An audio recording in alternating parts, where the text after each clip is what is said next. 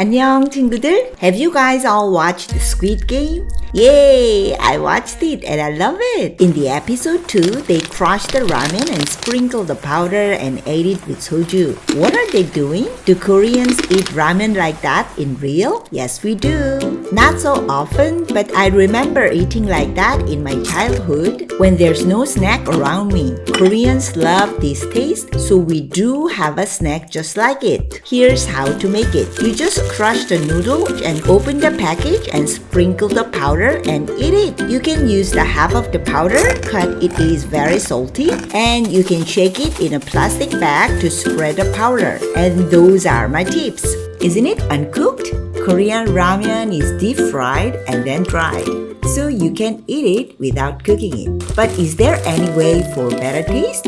Yes, if you air fry it, it tastes much better. Simply add your noodles in the air fryer, fry it at 180 degrees Celsius for 3 minutes, then it tastes so much better with the chips-like texture.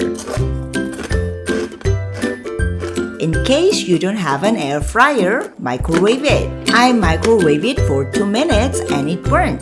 Shall we do it one more time? 1 minute only this time. Not so crunchy yet. So let's do another 30 seconds. Again, if you slightly burn the noodle, it will have a chips-like taste, which make it so much better.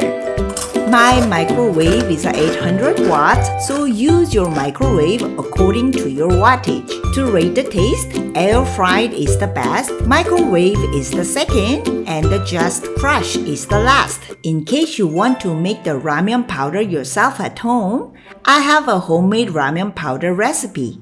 And in my Korean ramen playlist, there are several more homemade versions of Korean ramen. The link will be provided at the end of this video. Thank you for watching.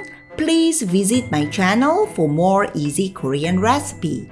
God bless you all. 안녕!